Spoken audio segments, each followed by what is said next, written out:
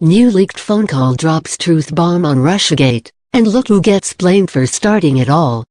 Liberals across the country and Democrats on Capitol Hill have been so wanting the Trump/Russian election tampering story to be true that they've lost the ability to reason and quickly are losing what shreds of credibility they may have once had.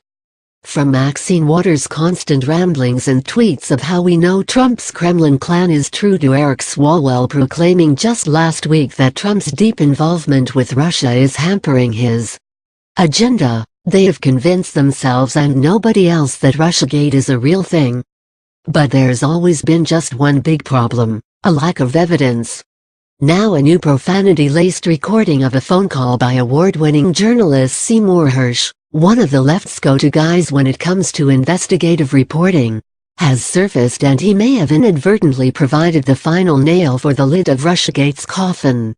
As published on Mint Press News, the Russiagate narrative that the Russians hacked into private emails to influence the 2016 U.S. presidential election has effectively recast international relations. But it has been coming apart, and a just-released recording of a Seymour Hersh phone call may be a fatal blow. Since the Russiagate scandal and anti-Russia hysteria first began, substantial evidence has emerged to debunk many of the claims made by their proponents. For instance, the Russian hacker narrative has lost all credibility, as analyses have shown that the Democratic National Committee's hacked emails were not targeted by a foreign actor, but an insider with access to their network, suggesting that it was a leaker, not a hacker, who was ultimately responsible. In addition, several prominent mainstream news organizations including the Associated Press and New York Times have been forced to retract false statements made with the intention of selling the Russian hacker narrative. Others have been forced to retract entire stories that were later found to be fabricated. Now, award-winning journalist Seymour Hersh has, perhaps inadvertently, put another nail in the coffin of the collapsing account of how Russia supposedly interfered in last year's U.S. presidential election.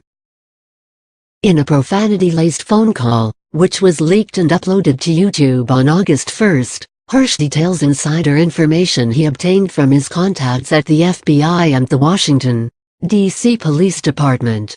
This information, in contrast to what the government has publicly stated, indicates that the DNC's hacked emails were given to WikiLeaks by a DNC employee, none other than the now-deceased Seth Rich, and that the entire Russian interference narrative was intentionally fabricated by U.S. intelligence.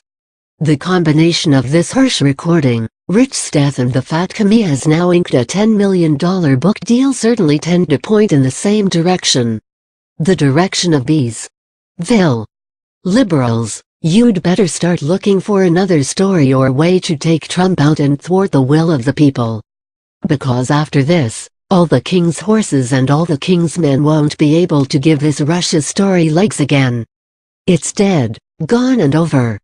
Rather than continually trying to breathe new life into a non-existent scandal, how about getting about the business of the American people and actually work toward accomplishing something other than resist? We're all waiting.